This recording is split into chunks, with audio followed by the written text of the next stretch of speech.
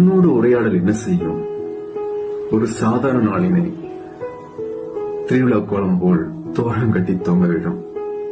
அப்படிதான் நமக்கு பிடிச்சவங்களோட ஒரு பயணமா இருக்கட்டும், இல்ல உரையாடலா இருக்கட்டும், நம்ம அத்தனை வழிகளையும் கவலையும் மறக்க செய்து போகும்போது சின்ன சின்ன விஷயமா இருக்கட்டும் ரசிக்க செய்யும் அவங்களோட சேர்ந்து.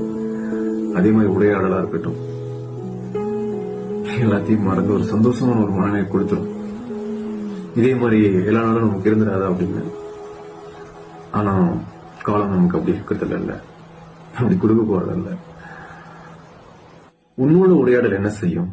ஒரு சாதாரண நாளினை தோரணம் கட்டி திருவிழா கோலம் போல் கொண்டாட செய்யும்.